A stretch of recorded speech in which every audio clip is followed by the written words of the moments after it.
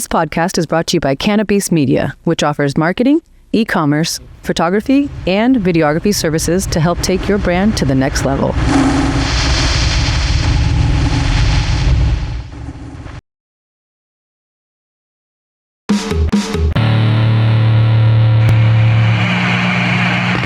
Hey guys, welcome back to Sex and Violence with Rebel Girl.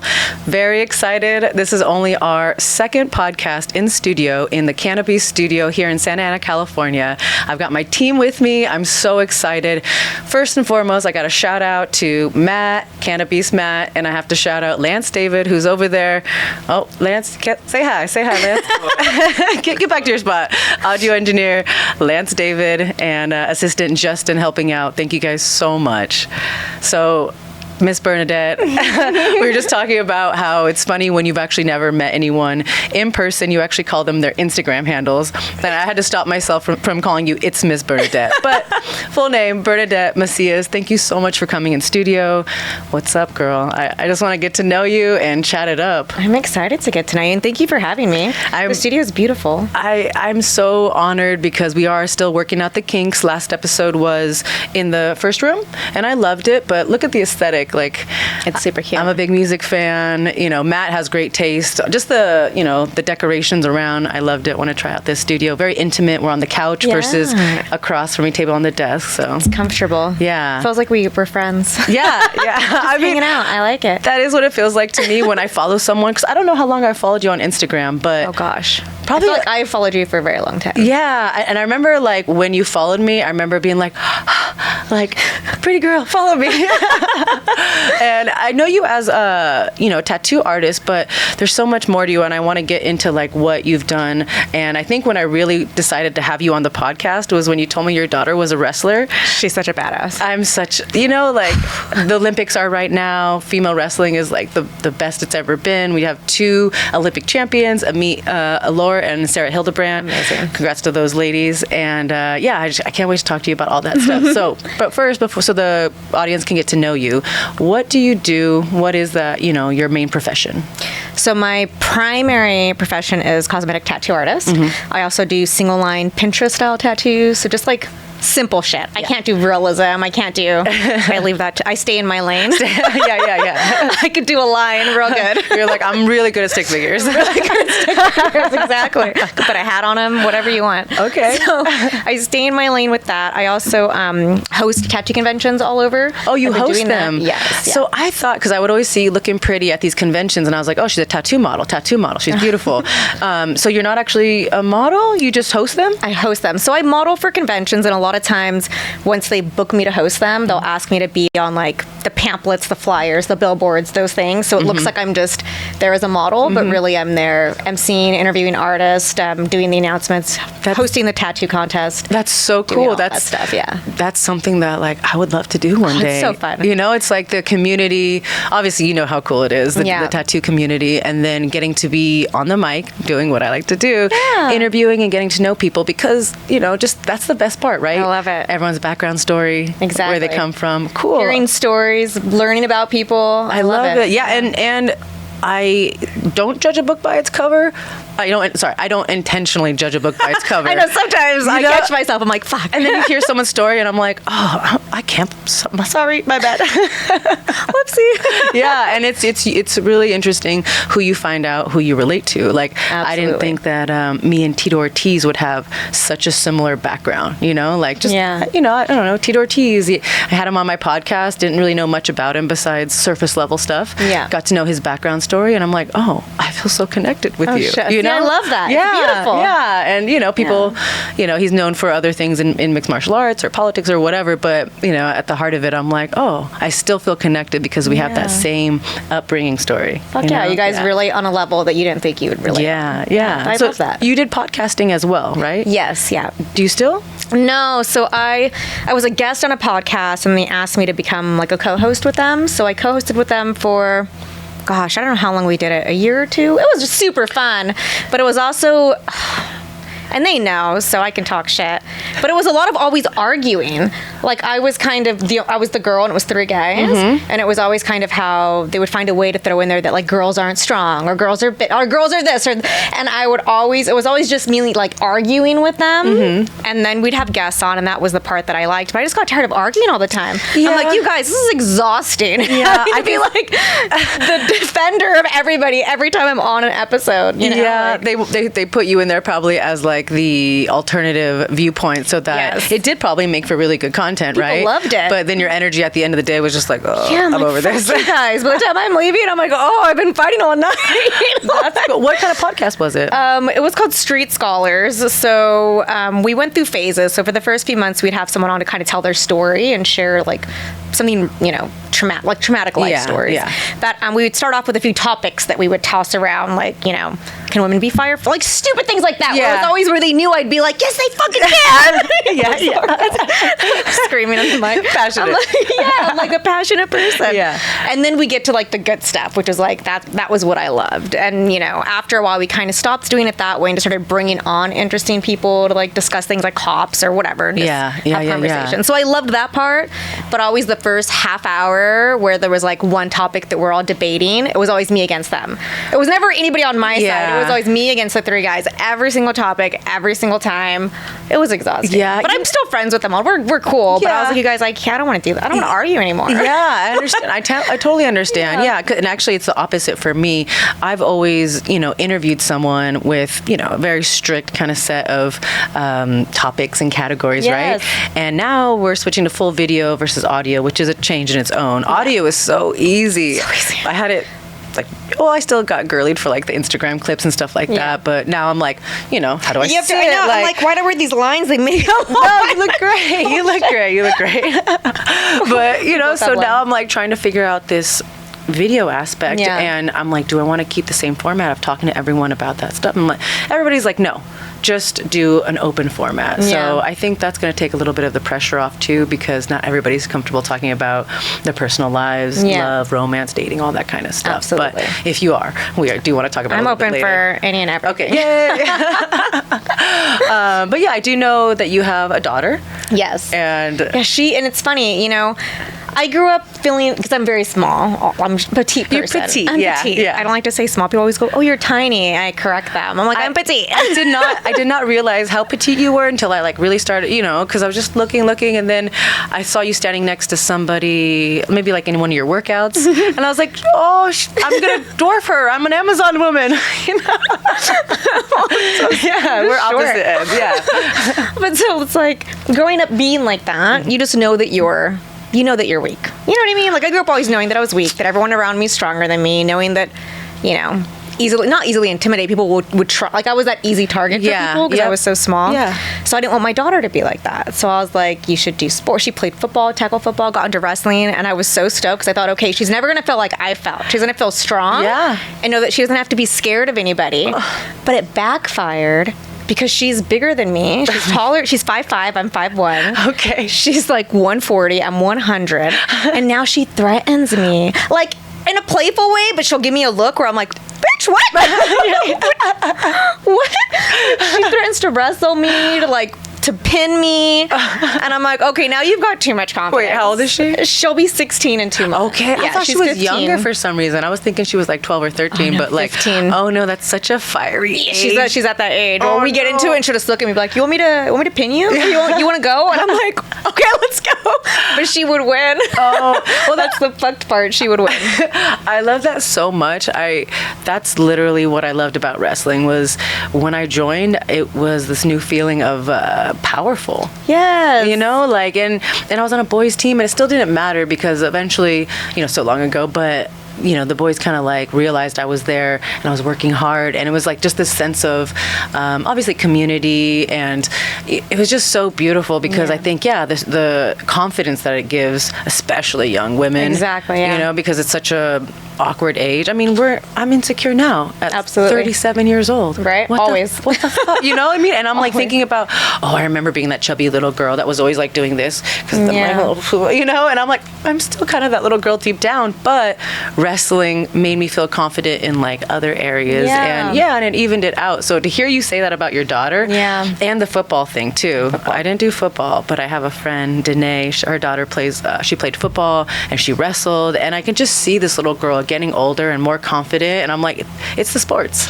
Sports, 100%. So important. Guys don't scare her. Nobody scares her. And her mind is like, I get tackled by guys bigger than you all the time. Like, I don't care. Like, I've taken down guys. Like, that's how I think she thinks now. Some people talk shit to her because she was bullied in elementary very badly. Oh no. Like, she wanted me to come to her school every day and eat lunch with. Like, she had no friends, and everyone picked on her, and she just wanted me with her all day, every day, and it'd break my heart if I couldn't. Like, you know. And now she's playing sports, and she's like.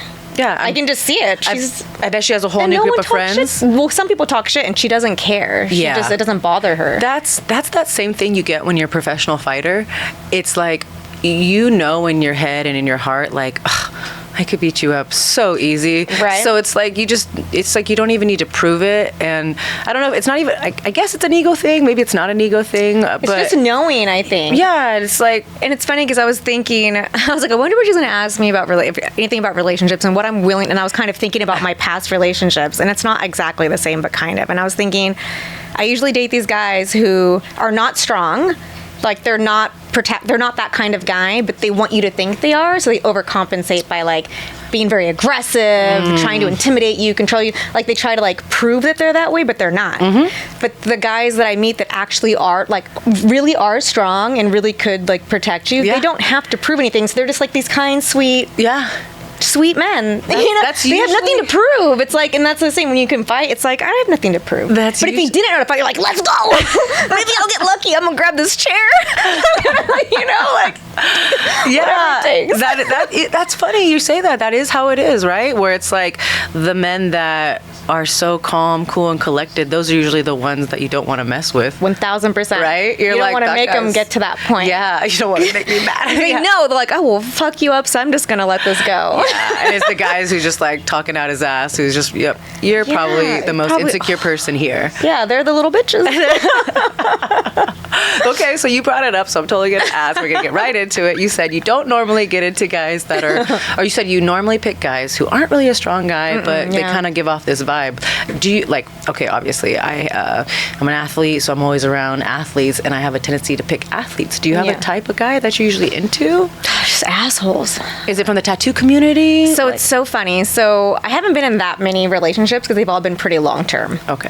But like the first one was like band scene, because all I did was go to concerts when I was younger. So all I knew was guys in bands, and so I would date these guys in bands, and I would kind of gravitate the ones that were more aggressive, because when I was younger I saw that as, they're strong, like they could keep me safe. Like, this is an aggressive, angry, mean guy. Like, he would keep me safe, right? Like, no, he's aggressive and mean.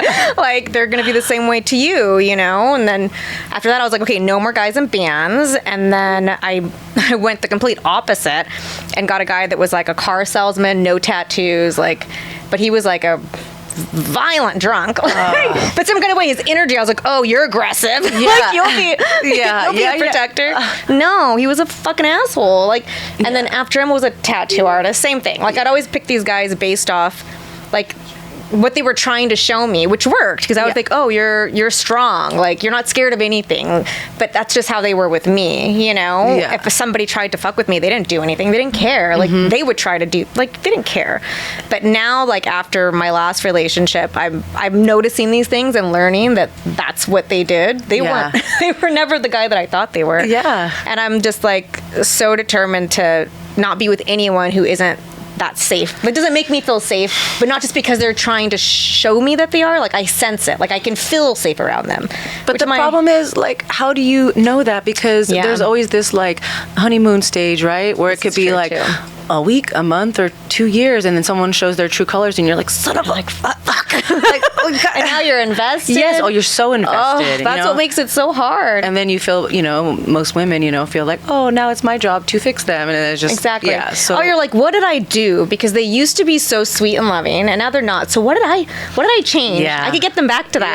Yeah. No, they were never like that. They were pretending to be like that.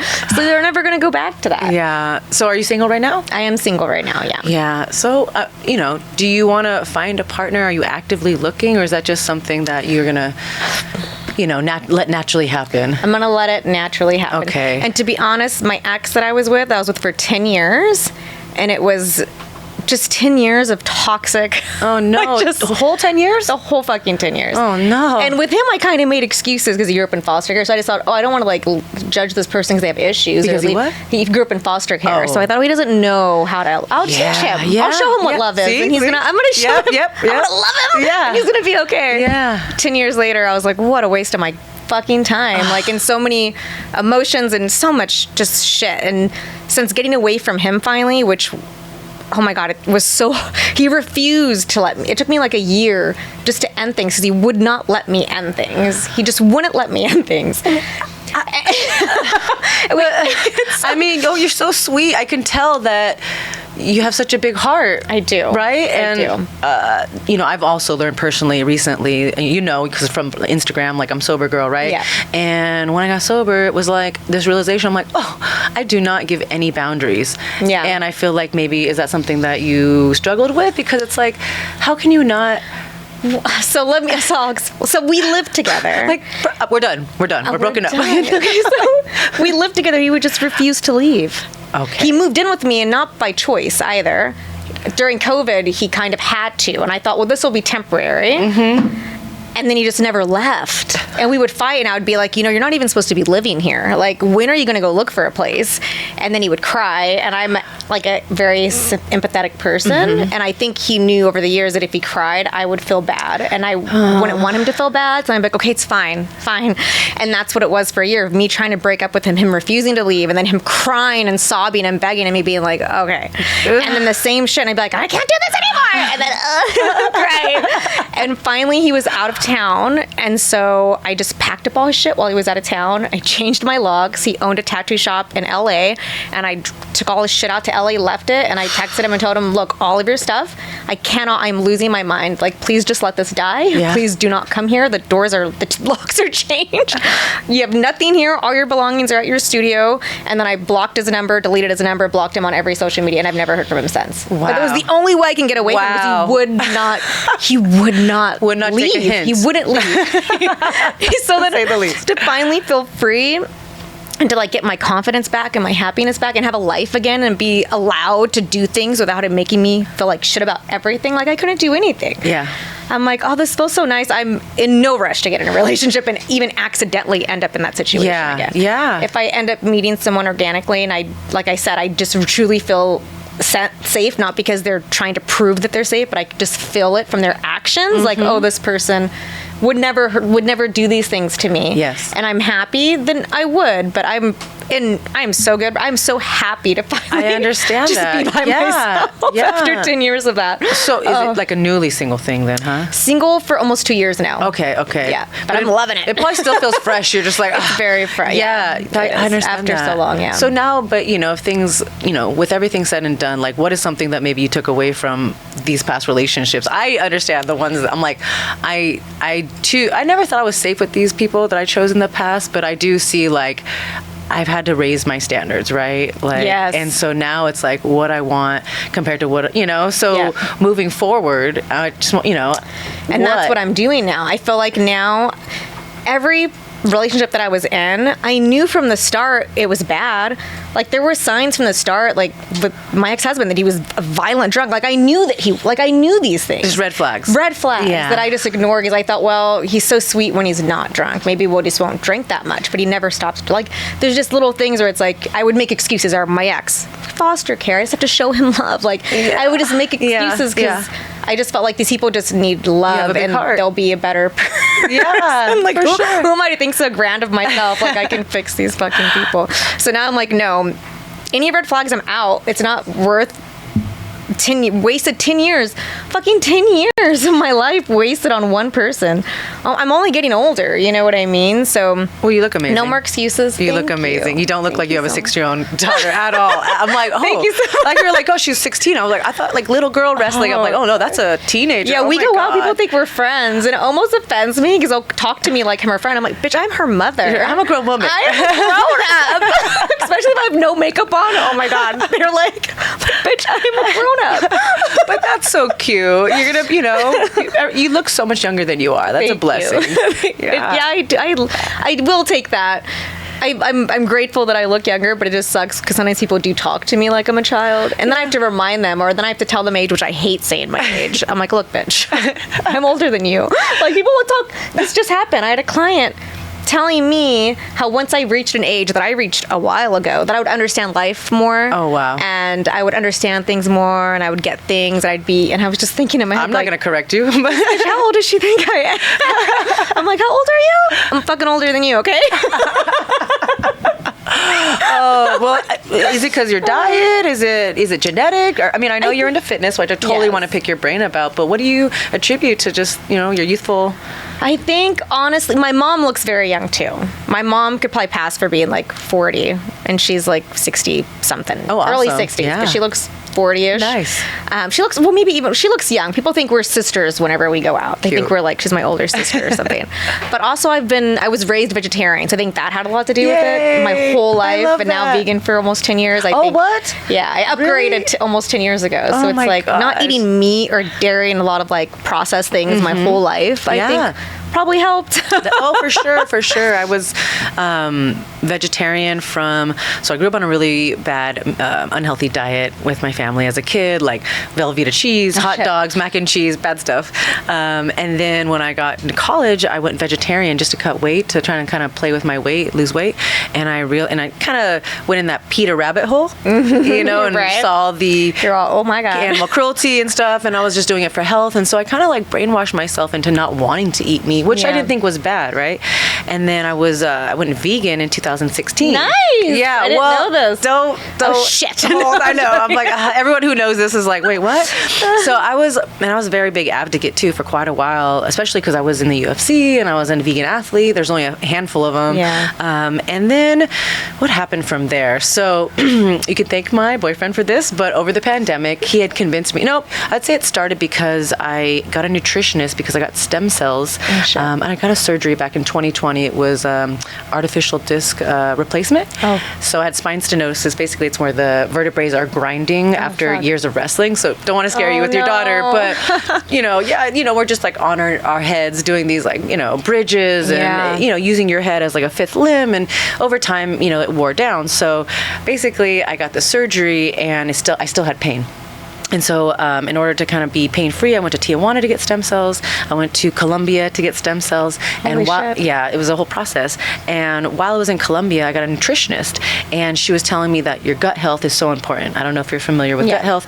I wasn't at the time, even though I thought I was so educated because of my, vegan lifestyle and all that. But really, there's so much more to it. And the thing that got me eating raw milk again was the kefir. So I take raw milk and I make my own kefir. And anyone watching who's like one of my girlfriends is like, yes, Ashlee, we've heard this story, because it's helped my gut health and how important gut health is, as opposed to just the kefir in the store. So I started with that over the pandemic, and my partner got me eating eggs and fish. So now I kind of eat for health as opposed to like cruelty, which, trust me, I feel like a bad person for that. Don't feel bad. I feel bad, but I'm like, I'm like, I want to live a long, healthy, strong life. That's the most important That's part. what and I'm not like, eating other. So I know I'm still contributing, I'm not eating pounds and pounds of steak and contributing to that kind of industry, but I do feel bad even contributing to the dairy industry. And that kind but of health stuff. is number one. And I will say, even being raised a vegetarian and now a vegan, I don't recommend veganism to most people.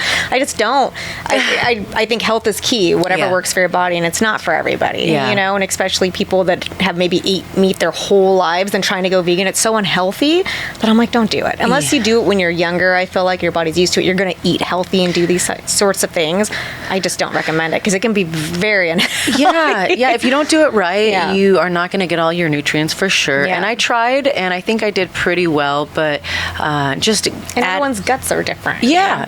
And, I don't even know if that eat for your blood type thing is correct, but, some people maybe people need meat. Yeah. I mean, I actually, my blood type, it's like if I eat meat and I think like vegetables or meat and fruit is like, it would be optimal. And I'm like, oh, is that why I always have this little fupa that never goes away? Even on the scale when I'm like, I'm late and there's just a little pooch right here. And I'm like, okay, whatever.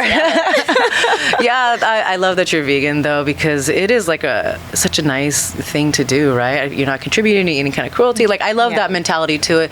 And then somewhere along the way, I just started being a little selfish. Oh, stop. It's your health. You had a surgery. And whatever works for your gut, that's what you do. Whatever helps you heal, that's what you do. And then, as far as like all the protein, it is hard to get, I see you on your fitness journey. I totally want to talk your ear off about that. And I'm struggling with that because I'm fucking vegan. And you want to put on muscle, right? And I'm just not. And so you probably have a very fast metabolism. I have a very fast metabolism. You got to eat a whole bunch. I have to eat so much. I'm eating every 2 hours. I'm always hungry.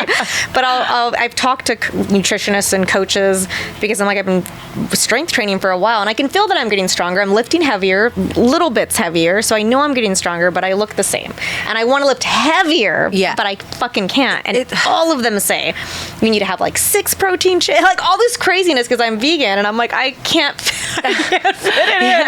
I can't do it. I'm like 6 small plates, and they want me to like 6 big plates. I'm like, I can't do it. I can't fucking do it. So here we are. It's so uncomfortable, right? It's so uncomfortable. And then you got to go work out, or you got to go do life, and you feel bloated, or whatever it is. I can't run. I can't do it. So I'm like, maybe I'm just meant to be. This is just my life. I'll still keep strength training because I like to feel strong and I like to work out and feel like I'm doing something. It's so important. It's so important. I don't want to be fragile and small when I'm old. Did you see that video of that old lady beating the shit out of someone that broke into her house? No, I didn't. I want to be that lady.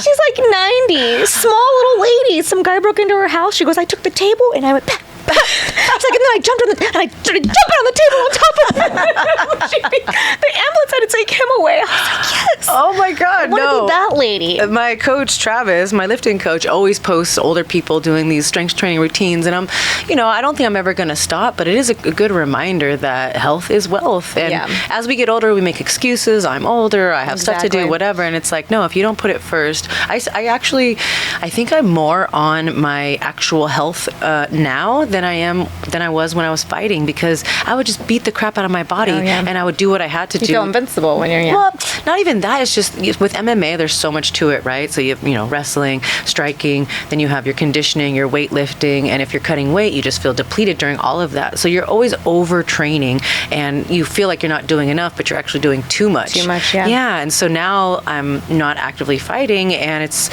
so nice. I can do yoga or run. Not even running, because it's like run on the beach doing beach workouts. Beach workouts. It's fucking hard. Yeah, and it's like getting up at the butt crack of dawn, and I'm like, it's hard. This is actually more, effort that I was putting in when I was fighting, but it's different because I can pull back, I can listen to my body, and as I am getting older, I'm like, okay, I'm never gonna stop doing this because, I think it's like 2 weeks you lose your muscle gains or something like that. I didn't know that, but that's good to know. It's 2 weeks, and then 6 months to get it back, or something crazy, right? Where it's like it's just easier just to keep going. Maintain. Maintain. Yeah. So what are your fitness goals right now? Because I saw stalking you on Instagram that you were doing a competition coming up. Yes. Yeah. I have 2. Not this weekend, but next weekend I'm doing Painkiller in Venice Beach. It's like a CrossFit competition. Okay. So it's a bunch of like lifting, some cardio, and then the following weekend I'm doing Deca Strong, which is normally it's more CrossFit, but this time it's just lifting. Okay. Mainly because I like running. I like running because I'm a good runner, and I feel like, are you a runner? I love running. David's a runner? Yeah. I love running. I didn't know that. I run. You got to be a special kind of crazy to be a runner. That is so, I love it. I mean, we're still getting to know each other, It's only our second episode together. I don't know, Lance. We'll find out. Running is life. I love it. And I love running.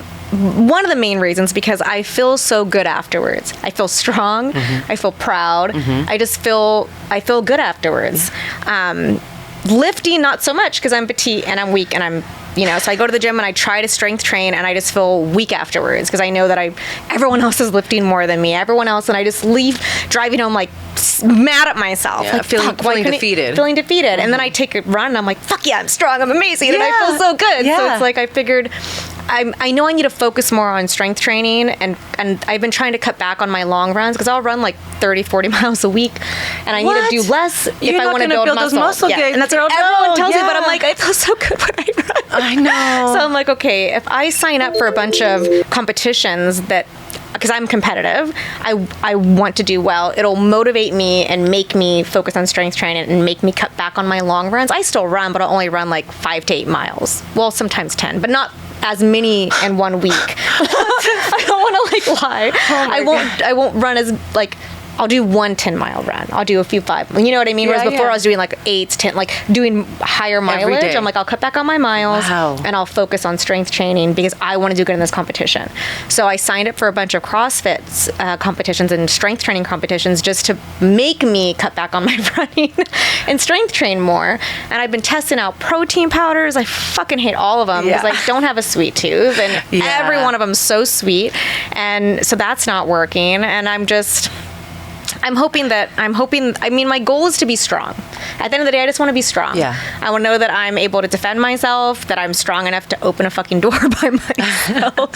The little things, you know what I mean? So, I mean, we'll see how I do. So just wanting to be stronger and train for life and and feel powerful, like you said. Feel powerful, yes. And that is what lifting does for me, and I totally know in my heart that you just have to stay with it, and one day you're going to be leaving the gym feeling like fucking She-Woman, you know, She-Hulk. I feel like that. You will. It's with anything, it's consistent, you know. Remember when you first started doing, you know, tattoo stuff, you know, like you're such a veteran in that field. Think about when you first got in, you were like, you feel so insecure. And, I was freaking out. Yeah, so you're going to be, you know, feeling strong in no time. But yeah, you'll definitely have to pull back from the running, because my coach was telling me the other day too, you know, I'm like, I put on muscle very easy. I put on weight very easy. I don't have to, I'm the opposite, right? Be like that. No, like if I eat, you know, just a little bit, I love food, you know, like, and I do have a sweet tooth. That's probably why. But, you know, I was telling him I want to get leaner because I do love being big and strong and powerful, but, you know, just mentally, like aesthetically, I want to be more cut. Yeah. And I feel like I have to run. And he's like, no, you know, you just keep with the weights, the weights. And then I'm seeing one of my, I guess call her teammates, but another girl that trains with the same coach, and I've watched her body. She's doing powerlifting, right? And I'm thinking like, oh man, she's going to get big and bulky. No, her legs are big, but, you know, she's like lean and strong. Her core is tiny. Her arms are getting, you know, and it's all from powerlifting. And you know, you think the opposite. You're going to get all big and bulky. No, but she's like leaning out. So I'm like, all right, I'm going to stay the course. I'm going to try not to run too much because I am older, you know, like I don't mind saying my age, but it's just like after this many years of cutting weight, fight camps, wrestling, you know, hitting your knee when you're wrestling. I mean, I wore my knee pads, but still it's so much damage. Yeah. So I feel like now I'm hopefully just going to stay away from the running, focus on the lifting. Yeah. And kind of see, and I can kind of shape my body right now, as opposed to when I was in MMA, you're just training for skills. You know, beat that person as fast as you can, submission, knockout, whatever it is. Yeah. Now I'm like, I can get my tummy, you know, I can just be a little bit more girly with my workouts. Yeah. I mean, I love that. I can spot the power lifters in the gym, the females, and I probably look like such a perv because I'll just be like, they're so strong. No, I'll just stare at them. I'm like, and they'll walk by. I'm like, I love your back. No, I love your arms. I'm just like. The other day, my boyfriend looked at my Explore page. We were next to each other, and he's like, why does your Explore page look like my Explore page? And it's just like buff tattooed chicks like in the gym, and I'm just like, I don't know, and I'm just like perving out on them. I'm like, I want to look like her. I want that body. Yeah, it's just so inspiring. I'm like, they're so amazing. I love it. That's how I feel about you too. Look at, oh my God, you're so amazing. Thank you. Honestly, I feel like it's so cool that social media connects people like this. It can be a bitch, right? The trolls and people can be really horrible, but it's also such a cool world where you get to know someone on such a personal level. And it's weird, right? Being vulnerable with like the masses. Yeah. But then every once in a while someone reaches out to you and they just say something so sweet like, hey, you know, you just being you, basically, your post made me feel really fucking good. And I'm like, there's magic in being vulnerable. There's magic in putting your shit out into the world and knowing that someone can talk all the crap, they want, but also it's going to help someone out there. Absolutely. So it's a risk, but talking to you and seeing your profile, I don't know what it was. I mean, I'm going to be shallow. You're just really pretty and hot. And I was just like, I'm just going to follow her because she's beautiful. But, along the way, it's like, it's so much more than aesthetic, right? I'm like, oh, okay, she's into this. Oh, music, tattooing. She has a daughter that wrestles. I'm like, I want to meet this girl in person. And because of social media. I love it. Social media is amazing. Yeah. I love it. I feel like maybe we probably have some similar friends in common as well. Oh, for sure. But who knows? We must, absolutely. I know I don't go out. I don't go out at all. But I'm sure if I did, I'd realize that we know the same people. For sure. So if you're not looking right now, is life just all about work? And are you still doing tattoo conventions? Do you have anything booked in the future? Yes. So right now, my entire life is surrounded around work and trying to get strong. It's like it's all I do. Yeah. I don't even know how I could date, to be honest, because whenever I have free time, I'm like, okay, gym or a run or like double up. Like I need to do something to get stronger. And I'm sure your daughter is and my daughter. 16, and she's got wrestling meets. Wrestling, all the my God. She keeps me busy. How are you loving wrestling as a wrestling mom? Oh my God, you know what I think? And you know what's wild? I've never realized, I never watched wrestling before. Okay. And even not a lot of people. It's not a. Yeah. If you see wrestling, oh my gosh, well, I don't drink anymore, but like if you want to see me really excited at a bar, someone puts on just wrestling not WWE, but like wrestling. It was never happened, but randomly it's like, my favorite thing or my former favorite things, but like right. it'd be like drinking and watching wrestling. Yeah, it's never amazing on. to watch. I know. I've never seen it. Yeah. All I saw was like the UFC fights, which I'm too I can't watch it because I'm like, oh God, it hurts. No, you don't like it. MMA? So hurt. I'll watch getting hit in the face. I feel the hit, and then I feel bad. What if their mom's watching? They're probably freaking out. I just feel so bad. I have to look away. But wrestling, they're not punching in the face. It's not, Yeah. But we never watch it. My daughter wasn't into it, but she was recommended to join the wrestling team when football season ended, just to stay in off season, to stay strong and like work. Yeah. So she joined the wrestling team and loves it more than football, So then that's when I started going to games, and I was like, oh, what really is wrestling? I'm like, this will be fun. But then I watched, and I'm like, oh, this is crazy. So aggressive. I'm like, they're going to break their neck. I have to look away. Yeah. I'm like, oh my God, they're going to dislocate their arm. Like the girls are fucking flipping people over. I love it. Yeah. I love it. And I love that she likes it more than football, because football, and I had told her, I said, look, right now, you're 5'5", you're 140. You're big for a freshman. Yeah. There's some boys that are much smaller than you. There's sure. boys that are bigger than you, but half the team is smaller than you. Like, this is a good year to, try new things, play football. But there's going to come to a point where I'm not going to let you play football, against boys. Yeah, oh yeah. Like, I'm sorry, Of but course. you're the only girl on the team. And once they're all, because you're done growing, which she refuses to believe, but you're done. Accept it. Sorry, babe. you. This is you. You see how tall your mom is? This is what you get. But she's like, no, I'm going to be so tall. I'm like, okay. But I'm like, they're all going to be like 6 foot on the football team, and you're 5. Like, then it's going to be dangerous. It's going to be irresponsible of me to let you get tackled by these boys. Yeah. But then she was like arguing to me, and I'm like, okay, well, when the time comes, we'll cross this bridge. But now that she found wrestling, she's telling me, I don't even know if I want to play football. I think I want to focus on wrestling. And I'm like, thank God, because that fight, she's bigger than me. I'm like, no football. No. Oh my she God. just throws me. Tell me you've seen, oh my God, Waterboy. None of that foosball in this house, okay? Right? That would totally be me. But I'm like, we don't have to have that fight. She's going to do wrestling, which is...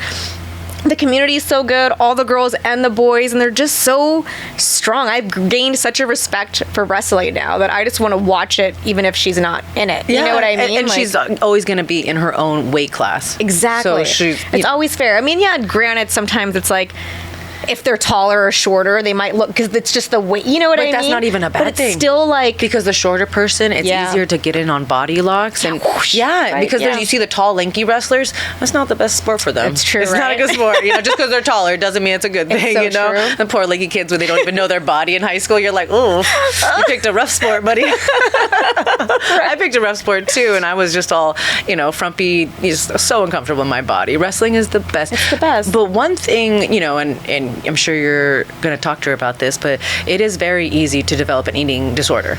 And this is what worried me too, because she was always very small, but then she went through her phases. Well, you fluctuate, where she was a little bigger, but not like big. Yeah. But in elementary, everyone would call her fat. Like they were bullying her that she was fat. She's born on Halloween. So they were saying that she's like a demon, like all these things. My dad was like, born on Halloween, really? and he just passed away January 1st. God, I'm so sorry. Yeah, no, I'm sorry. I got happy when I heard that. I was like, Dad, yay! Oh no, I'm in that point now of my healing where it's like it's my first loss, But I'm like, oh, like I feel happy now. I'm like, I got, I'm good. But it's like I hear things that remind me of him, and I get happy.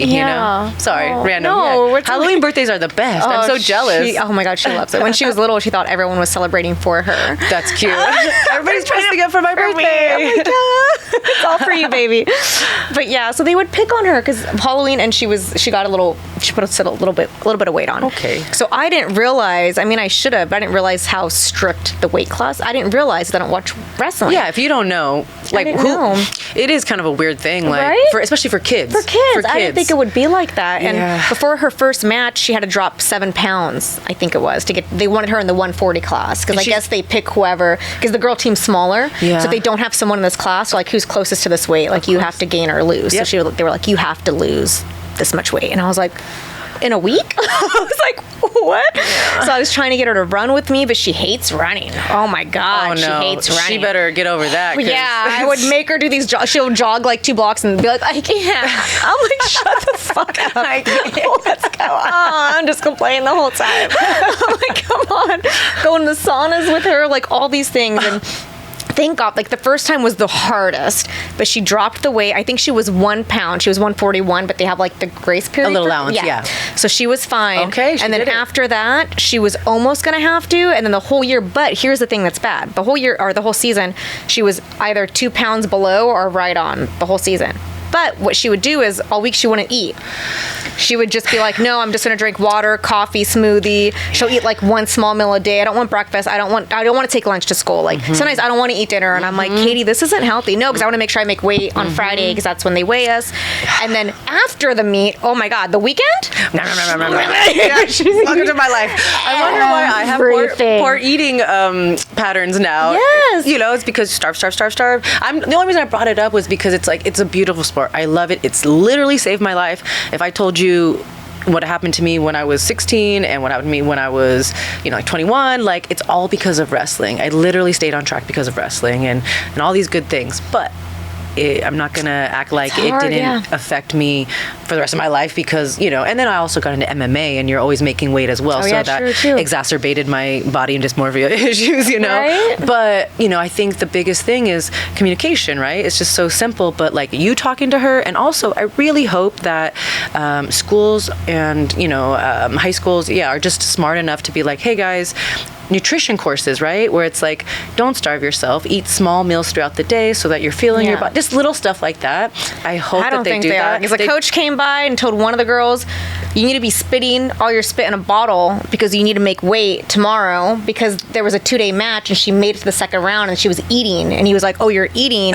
You're coming back tomorrow. You better be spitting in a bottle. And I was like, spitting in a bottle? And I was like, yeah, because then you're losing water weight. I was like, what? Welcome to wrestling. What the fuck is this? Welcome to wrestling. The craziest things. And then she's like, I'm not going to eat anymore. And I just see her the whole night because those matches go all night just spitting in a water bottle. I was eating like, this Starburst and not healthy. Jolly Ranchers. Yeah, man. Yeah, I'm like, what the fuck? But she loves it. But it worries me because she had the bullying thing, and now it's like she has to be this way. And I was terrified that there would be a week that she didn't make weight and what that would do to her self-esteem if they said you're not good enough, you can't play because you weigh too much. I was like, oh my, it never happened, thank God, but I was terrified every time she went to weigh in. I was like laying in bed waiting for the text from her, like she'd have to go so early, like but if she made weight. I think this is actually so much better though, because it's like, it does teach you that your weight, the way you look, it's in your hands. This is true. You are in control, as opposed to like when you feel bullied or people make fun of you. You just feel so out of control with the situation, right? And wrestling is like, okay, not everything is about looks, but if you want to be healthy, you can. Or if you want to lose weight, you can. You can eat right and you can work out, so it's teaching these good things. It's and true. It just, with just a little more guidance. I wish that they would just talk to kids about nutrition. Yes. Because I mean, we put so much garbage. I'm sure you did too. Processed food, all that kind of garbage. So it's bad. You really can't tell a kid. They're gonna eat whatever the hell they want anyway. Right. So it's like, why even try? I guess. But yeah, I'm so happy she's wrestling. But she loves it. Yeah. Do you think she'll wrestle in college? She wants to. So her goal, because she said she was so excited. Oh, I found out that, there's not a lot of female wrestlers, so it's easy to get a scholarship if I just stick to it. Yep, and I was like, yep. fuck yeah. Well, this gets you away from football. I'm like, and I love it. The community and the girls are so supportive compared to the football. Well, I think also because she was the only girl, the football community was just different. Yeah. Versus this, where there's so much support from the other parents, the other girls, even the boys, and she's hoping to get a scholarship. And I'm like, dude, you can't. She's strong. Yeah, she's stronger than me. This girl. now is the time. Actually, me and all my, the year that I graduated college was 2009, and at that time they didn't give full ride scholarships. And then the year I graduated, the following year, shut up, full ride scholarships. I know. And then so I went to Menlo College. Shout out, woo. Menlo College Wrestling. They actually just won nationals, I think, last year. Oh, yay! Yeah. So it's awesome. And it was like a very small team because it's a private college in Atherton, California, in the Bay Area. But it was like a really small team. And then the last decade I've been gone, the team has just gotten so strong, and they won national champions. And yeah, so it's a really good program, and it's all over the U.S. It's international. So it is like the best sport to get into for so many reasons. Number one, self-confidence, health. The scholarships are there. Yeah. And then I actually wouldn't recommend getting into MMA afterwards. Yeah. But if she wanted to, it is by far the best base mixed martial arts wise to have. Nice. Yeah. It's so good. Yeah. It's funny because I've been learning how to box. Yeah, with Johnny. And Johnny was like, one day, he's like, so tell me, what are your goals? Why are you learning how to box? And I said, do you want me to be real fucking honest? I need to know that I could take my daughter if she comes at me. She gets crazy. I am the mother, and she's bigger than me, and I need to know that I have some sort of self-defense. And I had tried boxing a while ago and loved it, so I'm like, this is what I think I could do. And he was like, oh, she wrestles? And she's bigger than. He's like, well, let me tell you this. Yeah. A wrestler will beat a boxer any fucking day. And he's like, you run. Just run from her. Johnny You're a runner. Just run. I'm not going to run from my teenage daughter. But he was trying to tell me, wrestlers, that base, what they know how to do, trumps everyone else. Yeah. Because once they get you down, he's like, once a wrestler gets you on the ground, most people are defenseless. They don't know boxer doesn't know what to do once you're on the ground. I mean, there's that, and then just the sheer act of okay, your daughter is still developing body-wise, right? Yeah. Someone talked to me, my boyfriend said this the other day. He was like, you think you're not athletic? Or because I always make a joke of I'm not why would you say you're not athletic? Well, because I compare myself to the top, and then we all do that, right?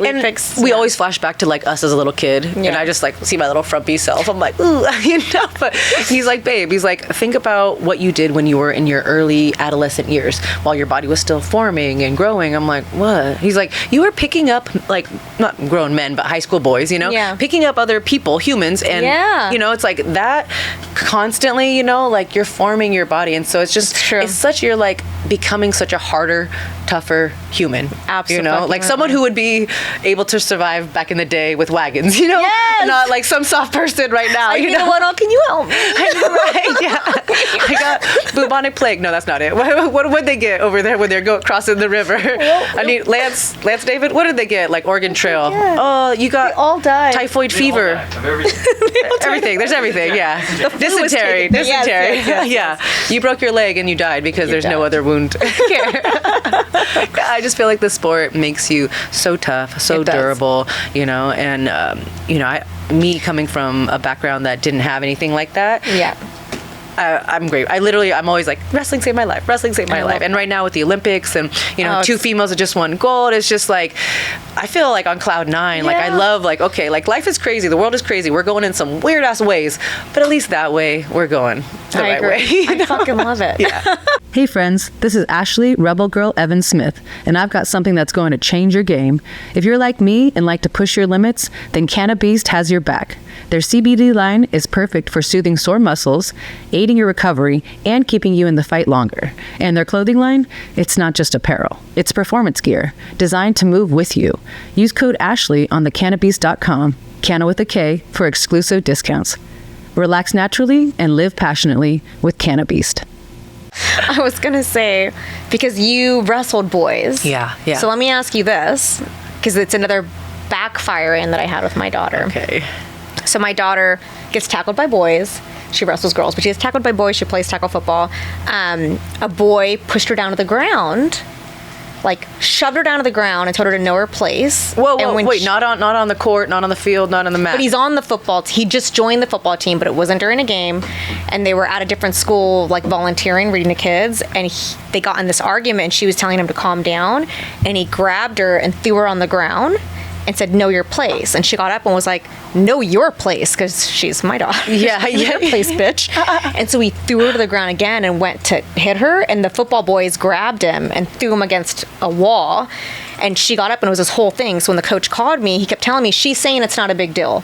And I'm like, I don't give a fuck if she says it's not. Yeah. So she comes home, and I'm like, what? And she's like, Mom, I get hit by boys all the time. It's not a big deal. He can hit, like, I'm not going to make it seem like it's a big deal. Boys can hit me. I get tackled every day like he's not even that strong, Mom. And I'm like, okay, this is backfiring. Just because you play contact sports with boys doesn't mean they're allowed to hurt you. Yeah. When you're playing football, you're in gear. You have this agreement, and you're in gear. Mm-hmm. But when you're by yourself in a room and a boy throws you to the ground, that is not okay. And I'm like, do girls who play sports, the guy, like, it's like she has this in her head. And then she tells me later, because I was making a big deal about it, she's like, Mom, if you make a big deal about this, the boys are going to be scared to play with me on the field, because they're going to think that I think it's not okay to hit me, and they can hit me. And I'm like, but they can't hit you when it's not during a game cadence. I was yelling at her. I was so mad. I'm like, you can't let these boys think they can hit you. But it backfired. I think, I don't know your daughter, but if I was her in this situation, and just knowing the mentality of young boys and how they treat you, and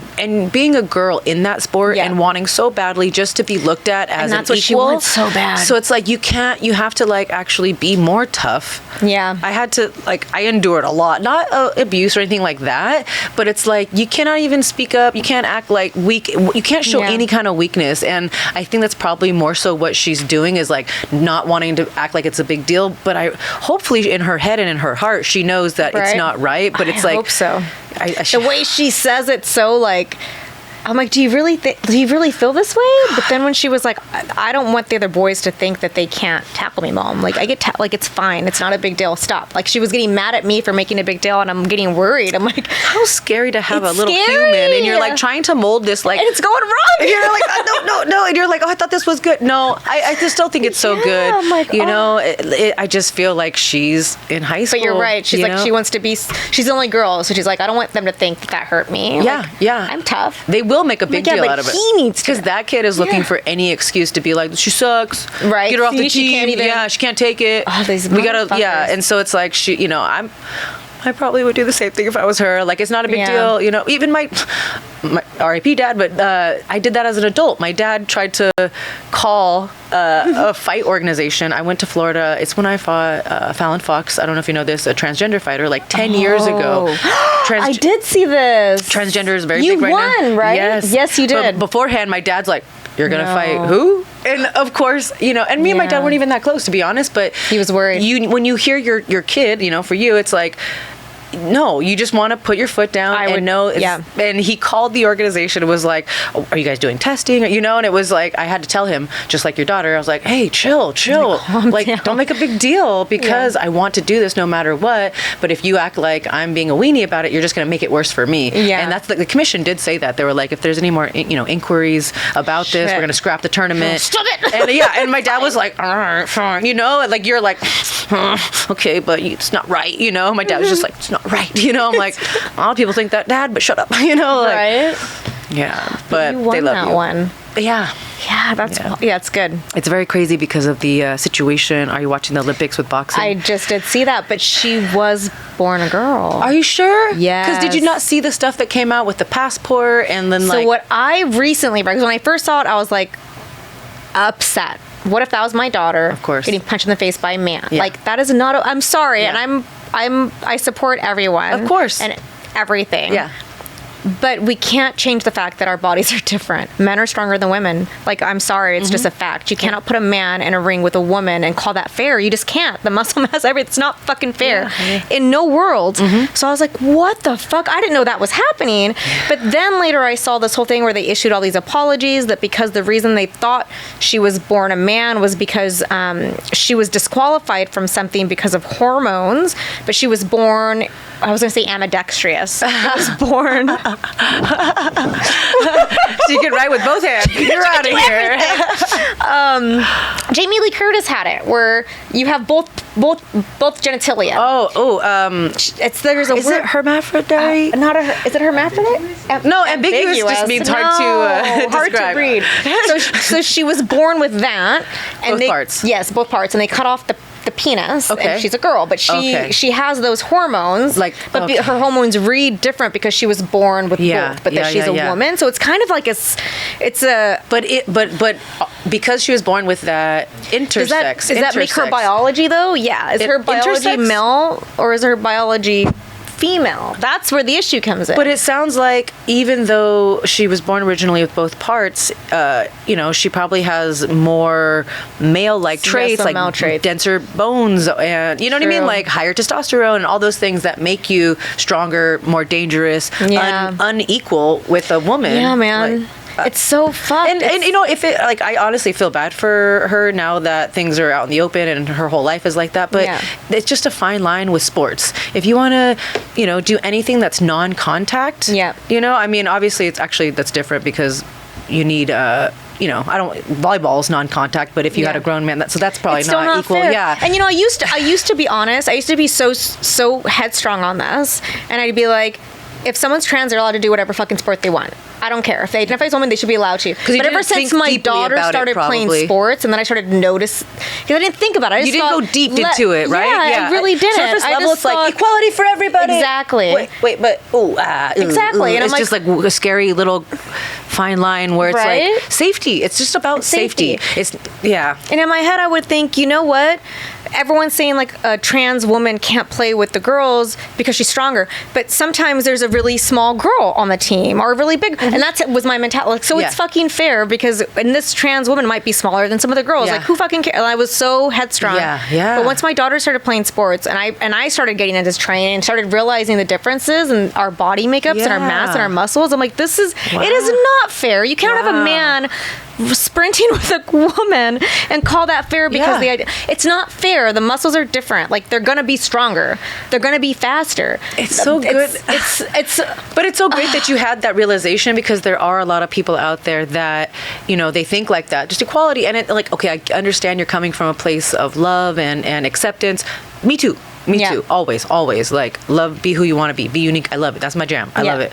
But when you think about it, when you actually do the sport, you said, when you put yourself in, like, what if that was my daughter? What if that, and then you start realizing, and it's just different. It's so different. It's different. And they just had to, I saw there was a race. I think it was I don't know what the sprint distance was, but the person that won was a trans athlete. Yeah. And I'm just thinking, that's not fair. And here's the thing, I don't think that trans athletes shouldn't compete, but I think, and you shouldn't be forced to be on a team that you don't identify with. That's not fair either.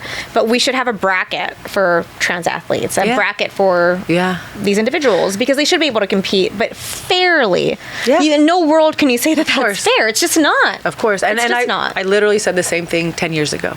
And I remember people attacking me online and saying that I was a big homophobic, transphobic, transphobic wasn't even really a word then. They were just, because it wasn't as it wasn't a thing back. Well, or it was a thing, but it wasn't as prevalent in mass media, or major mainstream media. And now it's transphobic. But back then they were saying I was, what was the word? Just oh my gosh, fucked up. Yeah, and I'm like, guys, I literally am always like, I remember in college, just going to gay pride. I, went to Menlo College. Shout out Menlo College again. And we would always go to San Francisco. They'd have gay pride, like, just have the best time there, supporting everybody's differences. I love it. Yeah. And then fast forward, I'm put in this position to fight a natural born man, who is, now technically a woman. I'm like, how am I the bad guy, guys? But the biology is male. And I That's just like the said thing, that yeah. I just think that we should have a division. Yes. Because, and people, I mean, the Olympic Committee, I think, didn't do any testing with the female boxer. I think her name was it Iman or something like that? with an I, yeah, it Iman might have been, or something. My bad, guys. But if we're really good later, we'll put up the, maybe Lance David will put her name up right here, Iman, the boxer that we're talking about. But yeah, it's just an interesting situation because you don't, I really want the best for everybody. I want our athletes to be safe. Yeah, and I want everyone to still, even the transgender athletes, like, yes, I can't imagine being in love with something and then being told because of who you are, you can't do that. Yeah. And that crushes my heart. But at Yeah. the same time, it's like my whole life being on a boys wrestling team, not that many female colleges, available to me, like trying to be a trailblazer and making Yeah. my mark as a female in a male dominated sport. And then being told later, like, actually now some athletes, her name is Iman Khalif. Yeah. And, like now fast forward being told, all this time I've been trying to make space for females in this male dominated sport.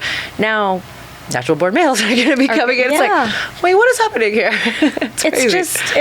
But I get it. Cause like I said, I used to not understand. So so many people are so against it, Yeah. but I feel like people are so determined to defend something. They don't care about the facts. They just want to defend and be on the right side and say, no, I'm supportive. But if you look at the science, biology, Yeah. you just can't. It's just not. And I didn't it's even not want to fair. speak up about this for so many years. And the only reason it's, I'm talking about it now is because it's becoming more prevalent and it's really starting to take opportunities away from women. Yes. And so now it's like, okay, enough is enough. I need to speak out and say that my place stands with women and anyone who thinks that, a man born a man should have at least bare minimum the own transgender division. Yes, I agree. just some kind of separation. And I don't know if they want to come up with certain level testing eventually in the Yeah. future. Maybe that will be a progression, right? Where it's like, okay, you can't compete with natural born women, but your certain levels have to be, Yes. I don't know. Absolutely. Who knows? But yeah, it's so hard because I got attacked for saying believe my it. point of view, and then it's like you don't want to speak up, but then You you're like, can't oh, say anything. now you're being silenced. You can't even, I'm like, no, I'm going to say how I feel. Yeah. And I'm going to get attacked no matter what. But Right? Yeah. Silence is violence. Silence is violence. Yeah. Wow. Everybody's always ready to attack. Where are we on time, Lance? We're at an hour. Oh, we're at an hour? Oh my God. Okay. Chatting Look at us. nicely. I'm so happy. Like, I knew it. I was like, I have so much I want to ask this girl. We have a lot in common. And so I was worried about not. Filling the space and look at us. Yeah. An hour has already gone by. Yay. I love it. Okay. Well, I really did want to ask you more about the boxing and what you like about it, because you're working with Johnny, Yes. Tattooed Tarot, right? Yes. Cisneros? Yeah, I never say it right. Cisneros. Cisneros, Johnny Yeah. Cisneros, yeah. He actually, God, it's such a small world. He trained at Mark Munoz's gym, Rain Training Center, when I was like a little baby MMA fighter. I was Aw. like 23. Yeah, and I'm like, oh my God, that's so long ago. And I just, there's a couple of pictures I have where I'm like a little amateur and he's like one of the big guys in the gym. And I'm like, oh, and so I Aw. saw you guys training and I was like, oh, cool. So how's he doing? Oh, he's amazing. He's one of the nicest people. It's funny because he talks so much shit that everyone thinks he's like an asshole, like online. Yeah. But in person, he's just like the nicest fucking human. He's just such a good human. And well, the funniest story. So when I worked for Sullen forever, That's what I was also going to ask, because Yes. were you a Sullen Angel? so it's so strange. So I was one of the first Sullen Angels, but I was also became the Sullen model director. Like right when we did all that, they Okay. said, let's have you like run this and let's you be one of the first main faces of Sullen, like one of our main angels, and you yeah. can pick the rest. Yeah. And so, I picked all the models, I So organized cool. all the things. I worked for Sullen for like 12, 15 years. Okay, A that's very what I long thought. time. I think, I've been following you for a long time, and then when I was looking on your profile, I was like, I didn't see any Sullen That was so long ago. tags or anything like that.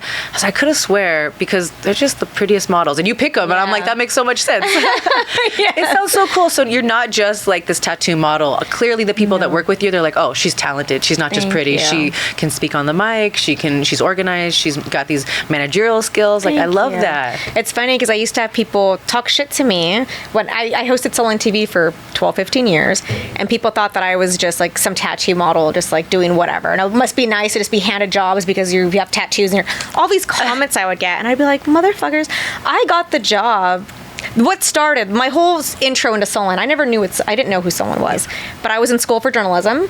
I was writing for a music magazine, and I was writing for the. I love journalism. Yeah. So, see, this is why we. I knew it. I was like, I'm just gonna wing it. I feel like we're gonna vibe. Anyway, sorry, continue. So I was in school for journalism. I was writing on the school newspaper. I was writing for a local music magazine, and Solon was looking for someone because they just started Solon TV to interview Mickey Avalon. That was my first interview.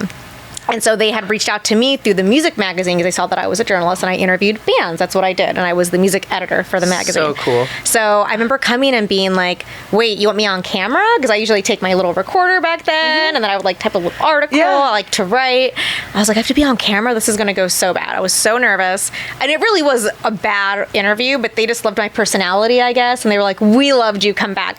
And so they ended up hiring me to be the host for Solon TV. And then when I was at the Solon warehouse, they were like, hey, do you want to do some modeling? And it all stemmed from me doing Solon TV. That was first. Okay. And then I started doing the modeling, the model director. They made me the social media director. I had my own office. I was there for a very, very long time. So people would reach out and be like, must be nice to have things handed to you. I was like, bitch, I went to college for this shit. I got this job because I was doing nobody handed me anything. See, always haters. No matter how good you do. No matter how good you do, there's somebody's always hating on it. I hate Even it. the exos, people will be like, oh, like you just walk around all day. Bitch, I'm interviewing people. I'm emceeing. I'm hosting the I'm working all 12-hour days. 12-hour days for 3 days. Like, what are you talking about? But what a cool job, right? Was that like kind of like a dream job for you? Is that something that you wanted to get into, right? Because, I went to school and I didn't even think about like music at the time. Like I didn't think journalism and music, but that's two of my favorite things. So I'm like, that's great. My goal back then was to like write for Rolling Stone magazine. Yeah, like my that's goal so cool. one day, Rolling Stone magazine. I mean, it didn't happen. My life took a different route, but it's funny because like I recently like shared on my Instagram how I have a speech impediment. So like me talking to people was always. I haven't heard nothing. So. I have a thing with R's. I couldn't pronounce my R's. So if there's too many R's by each other, I'll slur them all. Or if there's too many R's in words, there's certain words I just can't say. Like I won't say them because I know I can't pronounce them right. And so like, for example, when I was working for Solon, I'm going to fuck it up, you guys. Okay. I had to say at every video because I was hosting the world tour Rock Star Energy Drink. Oh, it was the Rock Star Energy Drink World Tour, but I had to say it fast. And so every time we say, hi, I'm Bernadette with the Rock Star Energy, and I would just blur it all because there's too many R's. Yeah. I have to do like 10 takes because of the R's. There's too many R's in all of those words. Okay. I fuck them all up. But it made me very insecure to talk to people. So even that Mickey Avalon interview, I'm like, talking to someone, I might fuck up a word. I might say something funny. Everyone's going to laugh at me. I didn't want to do it. And somehow they loved me. And I did it for years. And then people started asking me to MC on stage. And I'm like, what? I can't talk in front of people.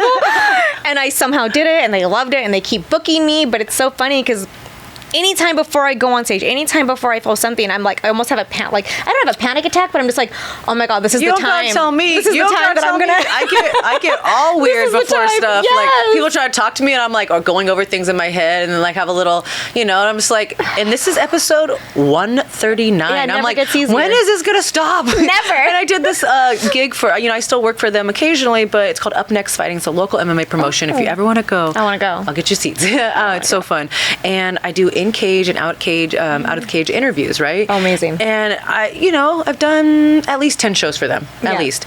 And every single time, like, right? And then after the show, I'm like, God damn it, why did I get so nervous? I did great. I had a great, sometimes I slip up, but it's like, who cares? Right? That's part of the process. Now I just laugh it off. If I say something wrong or I pronounce something wrong, they'll look at me and I just laugh it off. I'm like, whatever, let's just get back to back to this. You don't have to say an embarrassing interview, but you brought up Mickey Avalon, and I was just like, wow, you've probably talked to so many cool people. Is there somebody that stands out that it was just like one of the craziest interviews?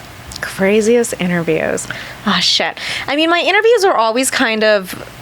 I was like how I told you, let's just be organic. Yeah. When I first started doing Solon TV, they would try to be like, ask them this. And I was like, no. Because the first few interviews that I did, then I had to think about it in my head. I'd wait for times like, oh, now I could like reel this into that question. And I wasn't really just being myself in the interview. Yeah, because you're trying to plan it out. Yeah, it's hard to be organic when you have like a check sheet you got to go over. It's hard. And you can kind of, it's more like, it's just not as relaxed. Yeah. So then finally I was like, don't give me some bullet points to remember, like what you did. Yep. And I'm just going to be organic and just talk to them. And then who knows where the conversation goes. Yeah. And so that's how I did all my interviews. And we talk about random shit, but it was always like the funnest, most interesting interviews because it was just like random ass shit. Well, I bet they were all really good interviews, but I'm like, I mean, I'm always like digging for the dirt, you know, but I'm thinking like, okay, like you're talking to like rock stars, almost like was anyone ever like really drunk or did something crazy? Like things like this? Oh my goodness. Give me the dirt, girl. I want to hear like. Oh my goodness. You know I'm sure what? you were great. Probably the interviews were awesome, but like who acted the craziest? I want to know. It's funny because I'm not going to say the band name. Okay. I'm not going to say because I don't want to like put them on blast. Put anybody on blast. But I will say, so they're hosting all the tattoo conventions. I learned I don't ever want to date a tattoo artist again. They're all sleeping around. They're all guys that are married that I know their wives hitting on me when they're drunk, and I'm like, seriously, like, it makes me mad. I'm like, you really think when I know your fucking wife? Yeah. And then I do these tours for Rockstar with all the bands, and I'm like, oh my god, musicians, the worst. There was one band that I loved. One of my favorite fucking bands. Our tour bus was right next to their tour bus. And my friend was on my bus with me. We worked for someone at the same time. And I remember being like, oh my God, this band is on this tour. I just want to meet them and be like, oh my God, I love your fucking music. Like, just like that. Because I love music. Yeah. And then we're walking to the bus and just like, oh my God, that's the singer from the band that you like. And I'm like, what? And they're parked right in front of our tour bus. I'm like, oh my God. He happens to look over and he's like, oh, hey, and actually comes up to us and starts like hitting on us. And I was just like instantly like, oh, because I know that he's married, because I know, and he has a family, like he has songs sing about, like, and instantly I was like, oh, you're like a gross fucking creep. Don't meet your heroes. Right? Oh, no. Instantly. And then he's trying to invite us to his tour bus, and my friend's like, yeah. And I'm like, no, I think we can't. She's like, cause she's thinking, girl, like, let me hook you up. Let's go. And I'm like, no, he's gross. And so then we get on the bus, and she's like, what the fuck? And I'm like, dude, he's married with kids. Like, that is disgusting. So then the whole rest of the tour that we were at that stop with that band, he would see us and try to come up to us, and I would just be like trying to avoid him. I was avoiding my favorite singer. I'm like, he's so gross. Oh, let's go this way. Let's go this way. He's gonna like, that kind of stuff bums me out. Or when you hear the song now, do you think about, well, that piece of shit? Did it kind of kill it? Yeah, I don't listen to his music anymore. Oh no. I'm like, you had to hit on me. You had to hit on me, you motherfucker. I heard about an artist, and I don't even know if this is true. I don't know how I'd ever like confirm it, but I heard about one band, the singer, that he was like a domestic violence guy. Like and now I hear the music, and I like that band a lot. And every time I think about that, and I'm just like, this guy. You know, like I don't. Did you ever listen to As I Lay Dying? No. One of my favorite fucking bands. One of my favorite fucking bands. But you know the story about the singer, right? I've heard their music, but I don't know their story. I'm gonna ruin it for you. Maybe I won't, because I still love them despite this. But let me tell you this redemption story. Okay. So, As I Lay Dying, one of the best fucking bands in the world. You have to look them up. Amazing. The singer, this is really bad. This is where it gets bad. The singer was going through a divorce with his wife. Very bad. And he was a power lifter on a lot of steroids, which I don't know if that really matters, but he was a bit unstable. Yeah. He hired a hitman to kill his wife so that he could get custody of his kid. He went to prison because it was actually a cop. He went to prison for, I think, 10 or 12 years. I didn't listen to their music while he was in prison. I was like, that piece of shit. But then he came out of prison. He's a motivational speaker. He like has made right his wrongs. He tries to teach people like, you know, mental health and like steroids and all these things. Yeah. And I've been to his shows. His first show out, I fucking went to by myself. No one wanted to go with me. I was like, I'm going. I mean, dude. But he's trying to redeem himself. He's better. Chances. He's trying to help other people. But he did try to kill his wife. I still like his music. Yeah. God, I mean, it makes it rough, right? Yeah. But I don't know. He's a good person now, right? I don't think he would do it again. I don't think he would do it again. I don't think he's a repeat offender. That's a hard one. That is a hard one. Oh no. Oh no, right? Yeah. But he does these motivational speeches. He speaks to all these kids and people with issues and tries to show the importance of getting help and mental health. And did he say he had a pre-diagnosed condition and maybe the steroids exacerbated that? That's what he was. He had mental health issues already. Yeah. And then with the steroids and the depression, everything from the divorce, he needed help and didn't get it and just acted in a wrong way. Of course, yeah. So I'm like, I can see that. And it might just because I love the music so much, I want to like him again. I want to forgive. Yeah. Well, he would never cheat. He would just... Oh, that's a crazy story. Yeah, I didn't know that. So yeah, sometimes it makes it hard because I didn't while he was in prison. But then I'm like, oh, he's a good guy, right? Yeah. Oh, yeah. No, that one band.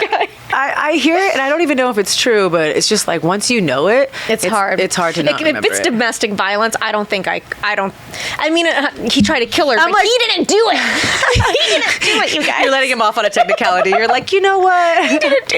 If he physically, it'd be different. But yeah, if there was a singer who was beating his wife, I don't think I could get past that. Yeah. I hope I couldn't. What got you into music at such a young age? You know, I traveled my whole life. Like every year I was in a different country. So not just like a different state where it was easy to make friends and I could talk to people. I was like in a different country where I couldn't talk to people. Because my stepdad was the international VP for Nokia. Okay. So like every year we went to a different country where he was like in charge of hiring and firing. Oh, wow. So we were moving constantly. Okay. But it would be like, now I'm in Brazil. Like I can't talk to anybody. I don't understand anyone who's speaking to me. So it was a very isolating, lonely experience. You know what I mean? Not being able to communicate, connect exactly. with anyone. I couldn't communicate with people, and I always just had like smugs. I had no idea what people were saying to me. And just I tried to read face. Like, you know, that was me. So I think that's why like I was always a very big reader and music.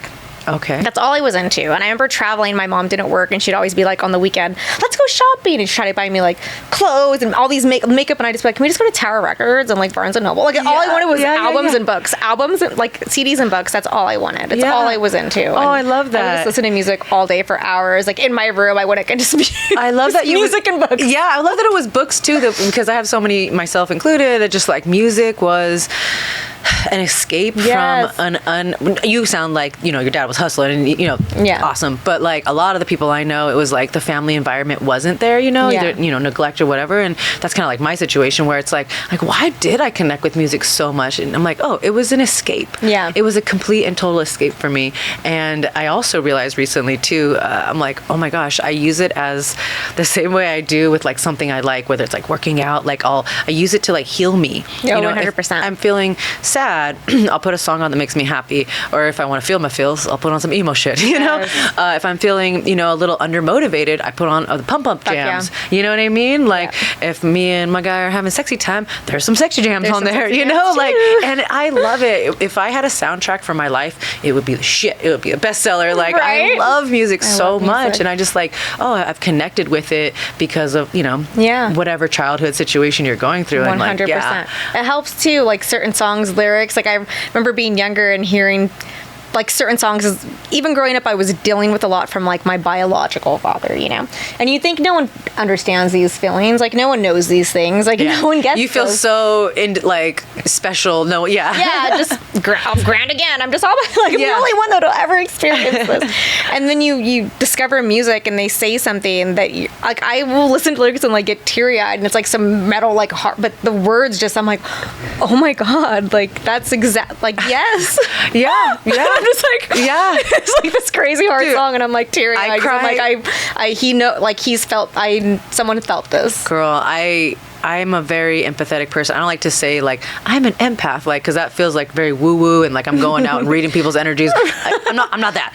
But I am someone that like if you tell me a story, I'll like get into it. I feel your feels, you know, whatever it is, or I feel it. I hear a song, like I will cry. Like I'm watching something and my boyfriend's like, "Are you okay?" I'm like, so sweet, you know, and he's like, oh, okay, you're fine. I'm like, I'm just like into it. I'm like, cartoons, a commercial. I'm like, it'll be so touching. Just one tear.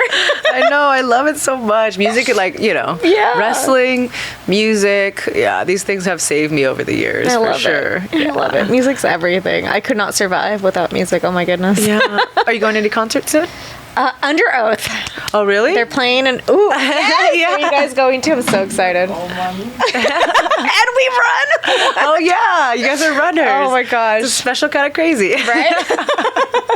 But yeah, they're doing their anniversary show, their 20-year anniversary show. Oh, wow. They're going to play all their old shit, but their new stuff, too. That's the best. That's the best when they do the old stuff. Yeah. Where are they playing? Excited. Where am I going? I think the Observatory in Santa Ana. That's right there. I just went. I went to see Idola. Oh, yes. And, what was it?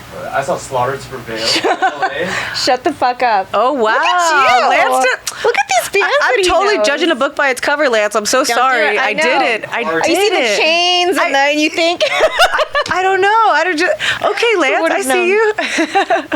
I love music. it. Bernadette, it's been so fun to Oh talk my to God, you. I love you. I could talk. I think I could talk to you all day. I know, right? It feels Me so too. natural. I just been really excited because I just want to have people on, and that's what I was going to ask you. You mentioned how you guys would just have different kinds of people on. Yeah. Was there a certain kind of person that you liked interviewing? Because I had on MMA fighters primarily, Yeah. but now I want to branch out. Like I want to Yeah. interview everybody because everyone's story is different, and you think you're not going to connect with someone, you hear their story and you do. So, Right. was there a certain kind of person you love to interview? When you when you say it like that, well, I think no. I think it depends on like life experiences or what their story is. Is sometimes where I'll connect more. But I know that like one of the interviews that I was most surprised by, I interviewed Esteban Oriol. Do you know who he is? So he's like a really famous photographer that works as a tattoo artist. I didn't think that we would relate that much. I didn't think that we would have a lot in common. And it was one of those interviews where we talked for almost 2 hours, and then the camera guy was like on the side, like, dude, we're right. But we didn't even notice it was just so, and his stories and Easy. everything. Yeah. I was just like, oh my God, I was shocked because I never would have, he was like, been in prison half his life, like all these crazy things. Yeah. And we related so much on just the most random things. And Yeah, I'm just gonna mix it up. I had a lot of MMA fighters, but now I just want to change it. Yeah, just change it up. It's so nice. Musicians are good. Tattoo artists are good. Comedians are the best. Oh, I've never interviewed a comedian. Girl, you literally are just. I'm like. You're watching them do stand up. Basically, you're talking to them I and love they're it. telling their stories and they're like making you laugh. And if you say something, they'll make a joke about it. Oh, And I'm like, I love it. This is the best podcast I've ever done. I'm like, I'm killing it. I'm like, oh, they're killing it. I'm like, this is. I'm really, really. Oh, okay. They're just constantly on. You know, I love it. Like, They know how to. It's the best. I love it. Comedians, Oh. everyone's so good, Like, Yeah. I've had a lot of fighters on that they saw sex and violence and they were like, I don't feel comfortable. But then they get on and they start opening up. And maybe that's not, super sexy talk, but like, one girl was talking about how she only dates for marriage, Oh. and I was like, and then one girl was like, if this guy's not willing to lick my butthole, I'm not trying to see him. And I'm like, I have had the whole spectrum on my show. Imagine that first date. So what do you think of asses? Yeah, I have some friends that will ask that on a first date. Oh, it's wild. I love it though. Before we go, I always want to ask my two favorite questions at the end of the podcast. Do you have anyone that you would love to see on the podcast? Let me think. Well, now I'm thinking comedian. Oh, you have to They're get the a good- easiest. They're the best. What's that? Oh. I went recently and saw Bobby Lee. He has his own podcast. He would be so funny. I never saw him do stand-up before. Oh my God, he's so Is he so funny. good? He's so good. He's so good. Bobby Lee would be great. And then who else? Where's the one with the messy hair? The redneck-looking guy. Vaughn. Yes. Oh yeah. You should get him on. He's He would be hilarious. funny too. He's actually a big MMA fan too. Right, you should get him Yeah, on. that would we be follow cool. each other. Yeah? All right. Put a good word in for me. I'm not that I know if you read my message. Maybe. I can try. You see your name, he'd be like, all right. He's like, go on Ashlee's podcast. Oh, damn it. All right. But he's so funny. That would He's be a good so one. funny, He's yeah. fucking hilarious. Okay, we'll try. So where can people find you on social media and then promote your cosmetic tattoo artist? So I am.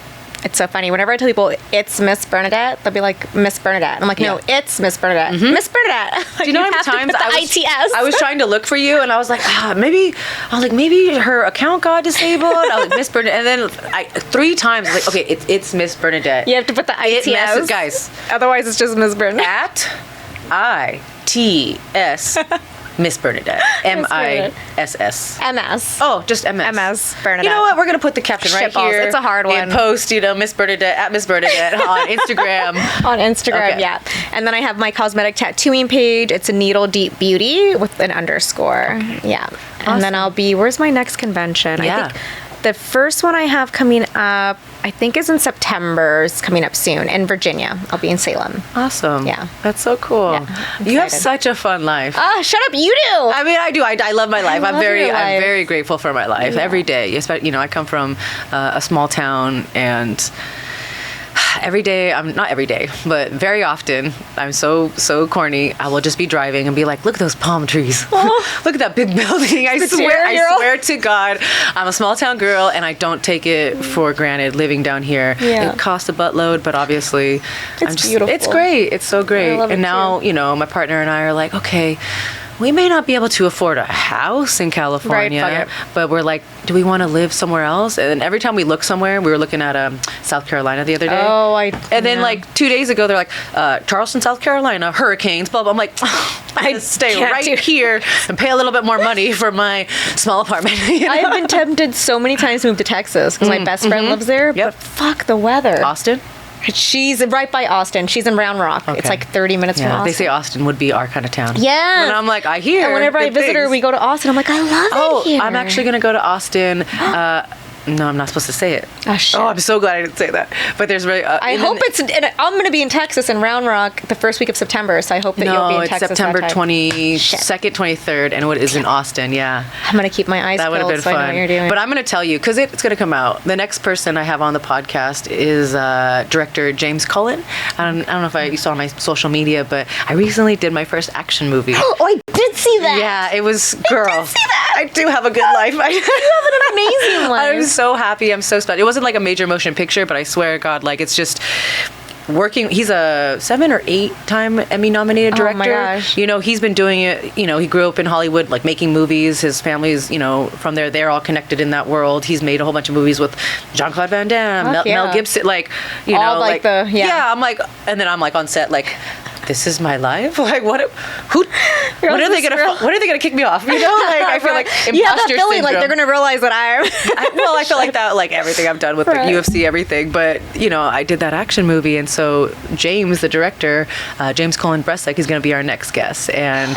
Well, I'm gonna have to watch that. I'm so excited. It's so exciting. It's so fun. You know, like even if I just do that one movie, if I never get booked for anything else, which You will. I'm gonna. But you know, it was just a very cool experience to say like, oh, I was in a fucking yeah. action movie with guns and Fuck yeah. you know, fake fighting and all that. It was so fun. Yeah. Do you shoot guns like really? Oh yeah, that's I just another started and I thing. love it. Okay, so when I was stalking you, I'm like, she shoots guns.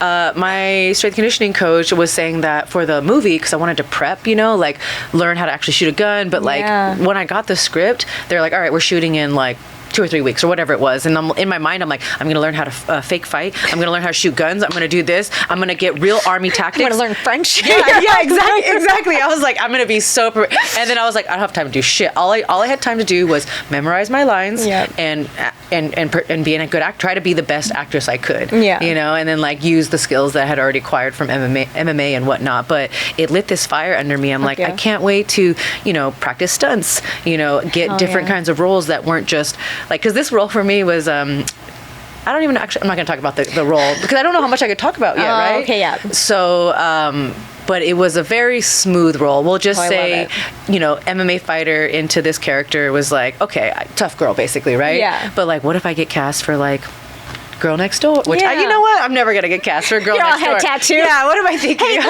the sweet girl next door Yeah. can have head tattoos. Yeah. It's 2024. Yeah, I probably will. I'm always going to be the bad girl, probably, but I'm okay with that. So now I'm on this different chapter of my life, and I'm excited because now's the time I can podcast. Like I love it. my friend from the gym called it the sampler platter. She's like, just figure out what you want to Fuck do. yeah. You know, like, Absolutely. Yeah, you've probably been in that plenty of times where Oh, you're yeah. like, okay, I'm transitioning from one thing into the next, and it feels kind of scary, but also beautiful. Like every Yeah. door is open. Endless possibilities. Endless possibilities. Fuck yeah. Yeah. I'm so excited for you. Thank you so much for coming on this show. Oh, thank you for having me. It was This so was fun. It much actually fun. didn't get too hot in here. No, It's nice. It's nice. All right. Really good. All right, guys. Thank you so much. Tune in. You can find all our handles. We'll put them all here at Sex and Violence on Instagram. If you want to check out our website, www.sexviolencewithrebelgirl.com. If you want anything else, you can also email. It's sexandviolencepodcast@gmail.com. And we are streaming live on Twitch right now. So next time, Lance, I guess, we'll ask if there's any questions. I totally forgot to ask. But Ask now. are there any questions? No, I mean ask for the next question. Oh, my bad, guys. Hey, I'm so on new to this number. Twitch thing. This is only our second stream. But I think, okay, so now we're learning that maybe at the end, or we'll just say if there's any questions out there, or we'll do that beforehand. After. We're At the learning, end, guys. We're learning. All right. So, all right. This has been Sex and Violence from the Canopy Studio. We'll see you guys next time.